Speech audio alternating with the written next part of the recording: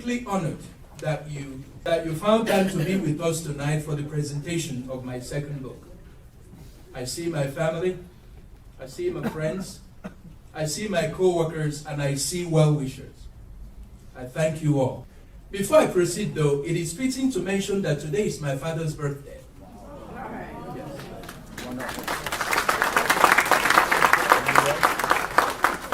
But why do I highlight this in the first place though? Because the interest I developed in writing was the result of my father's encouragement. He always emphasized excellence in written and spoken English and used Latin quips for those Latin pupils in the hall tonight to make his point when he's advising us. There's something he used to say, ex nihilo nihil fit, meaning you cannot get something from nothing. It was his way of telling us that what you get out of something is almost always commensurate with the level of effort that you put into it. I therefore dedicate tonight to the man who shaped my love for the written and spoken English, the man who indirectly made tonight a reality. My father may be gone, but we will always continue to remember him. And in the spirit of the Latin quips he loved so much, I say to him tonight, Dominus sit cum. May the Lord be with him. Amen. Now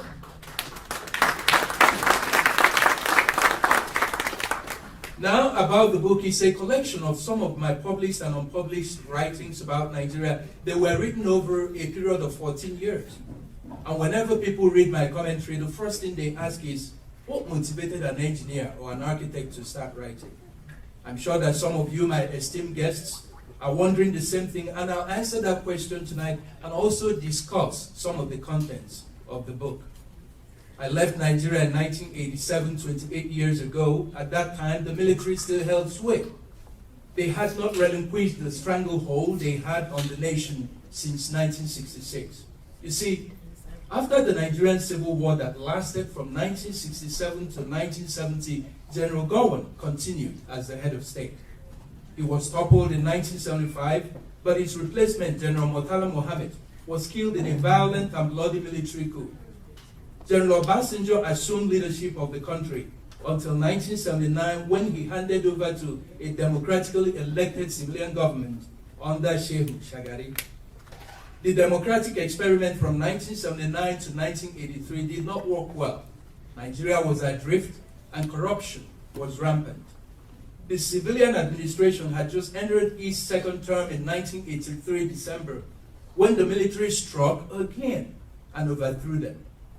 General Buhari became the head of state, but was toppled in 1985 by General Ibrahim Babangida.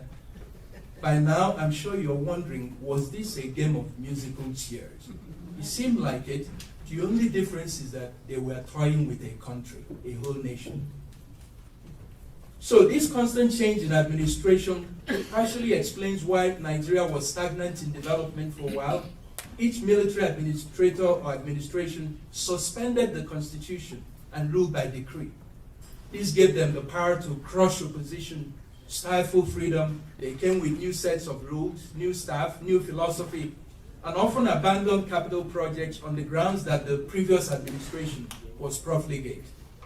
As a result, roads, bridges, buildings, and other infrastructure suffered neglect. The economy also suffered because the military men had no background or training or experience in finance and economics. Like most people, I believe that America's greatness is the result of democracy, press freedom, and freedom of expression.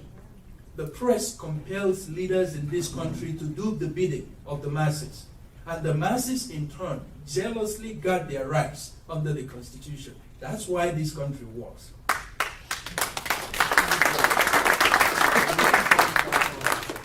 I therefore long for democracy for Nigeria and press freedom for it.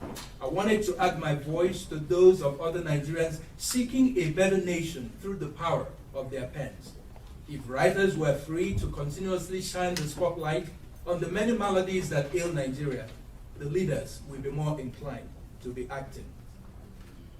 Nigeria's return to civilian rule in 1999 brought with it the dawn of a new era. The head of the new civilian administration, Olusegun Obasanjo, made efforts to institute democracy and press freedom. Also, the internet created a medium for me to add my voice to the world of commentary. Consequently, I wrote my very first 5-page commentary titled, "I Want Nigeria Back," under a column called Uzokwe's Searchlight. It was published on the internet news magazine NigeriaWorld.com in July of 2001. I had always wanted my writings to be published in a medium with global reach, but what happened after the publication of my commentary was unexpected. It was stunning. That evening, I came back from work and turned on my computer to catch up on global events as I usually did. I noticed that my email inbox was full. The emails were coming from people from all over the globe who read the commentary and were reacting. Most of the emails exhorted me to keep up the good work. Others suggested new topics they wanted me to write. I was pleasantly surprised, so I continued to write more commentaries. And frankly, I've not looked back since then. I've written about the reckless burning of tires and plastics in residential areas in Nigeria, with particular reference to the inferno half a mile from where I grew up in Nnewi. Burning of plastics and rubber add greenhouse gases to the atmosphere, make residents susceptible to chronic obstructive pulmonary disease. And I say that even if one person was saved from COPD during the period the burning stopped, it is progress, one step at a time, one place at a time, and one life at a time.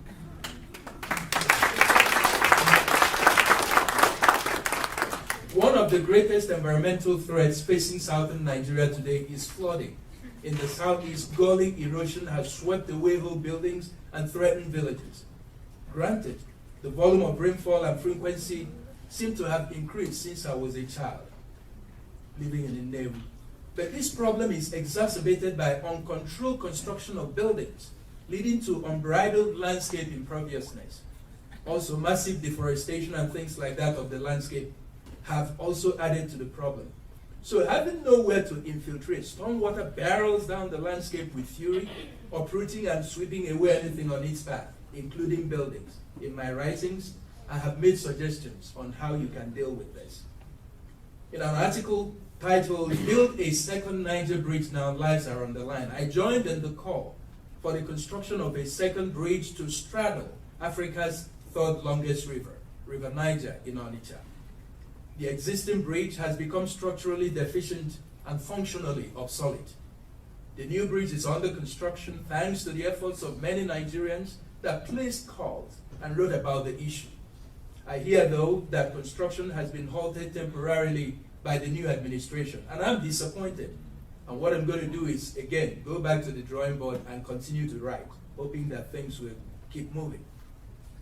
On a visit to Lagos, Nigeria, some years ago, I was appalled by the condition of the police college. I took a series of pictures that you see on the board, on the screen, and wrote an article about it. In the article, I argued that you cannot ask the police to effectively fight crime or bring order when you house trainees in barracks unfit for human habitation. Remember Maslow? His theory of hierarchical needs. He tells you that before somebody can go looking for self-actualization, they want roof, they want shelter, they want good food, and so on. So when you house people in a state of squalor and you expect them to do well, that doesn't kind of jive. So in 2013, a television documentary reopened the issue and made it a national story. Nigeria's president visited the site. The police college buildings have been rebuilt, and you can see the new buildings on the screen. I know that there are many mothers in this hall tonight. Bless you all. Thank you.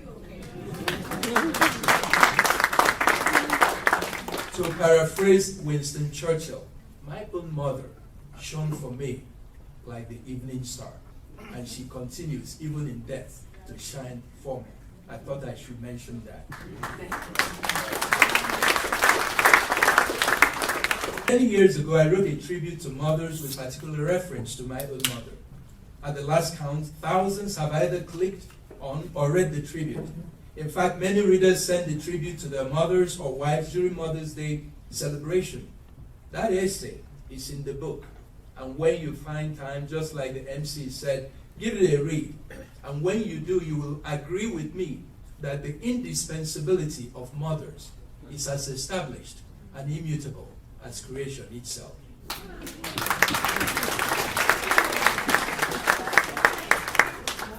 I've written about rising incidents of building collapse in Nigeria, something I know very well, having practiced architecture for quite some time there.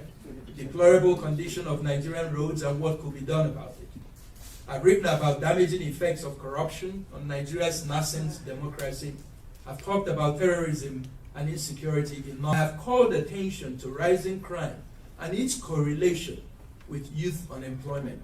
I've addressed the need for improving the quality of education in Nigerian schools. In one of my articles, I argued that dying young was an epidemic in Nigeria that needed to be tamed.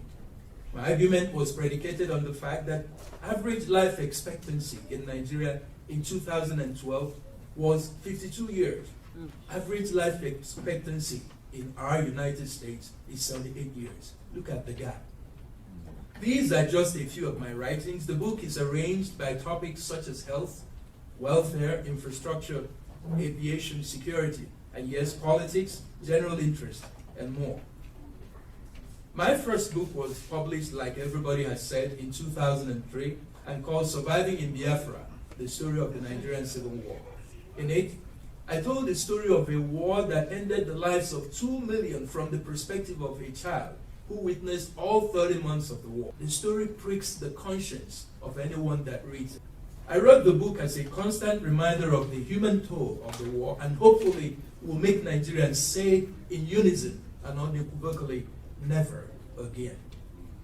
World-acclaimed writer Chimamanda Adichie calls Surviving in Biafra a marvelous memoir of war seen through the eyes of a young boy. But that was the book Surviving in Biafra, and that was 2003. Today, it's about the new book, Contemporary Commentaries and Essays about Nigeria. In spite of all the issues I raise about Nigeria, though, she's a great nation with a lot of potential. Think about it. Nigeria now has an entrenched democracy uninterrupted for 16 years. Africa's most populous nation has great industrialists, entrepreneurs, doctors, engineers, nurses, teachers, professors. She has men and women that have distinguished themselves in various fields of endeavor. As I speak, vehicles and computers are now manufactured in Nigeria. Ownership of laptops and computer accessories is no longer the exclusive preserve of the rich or the middle class. This is because of affordability occasioned by local production. Ladies and gentlemen, what is missing in Nigeria is not smart ideas, not great ideas, not smart people, not resources. There are plenty of all these things, plenty of great ideas, plenty of smart people, and plenty of oil. We just need elected and public officials with accountability as their watchword. Officials that will have the will to always do the right thing. This is where a certain Latin maxim, again, becomes relevant. It says, Malum triumphus cum viri, boni deficiata gere. What does it say? Evil triumphs when good men and women do nothing.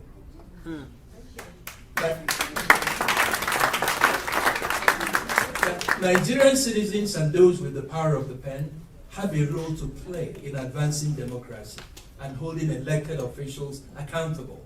They have a role to play in making Nigeria a true democracy, as propounded and amplified by President Lincoln on that cold November day, and widely accepted as government of the people, by the people, and for the people. They should continually remind leaders that they are there to serve and even protect. I added that protect because I know my pastor was in the Marine Corps. So the answer to why I got into writing commentaries is simple: holding public officials accountable and helping to educate the masses with the hope of making Nigeria better. To that effect, I have written more than 2,000 pages of commentaries about Nigeria since 2001. To put it in perspective, if I were to publish all of it, it would be 5 volumes of 400 pages each. And frankly, I'm not done yet.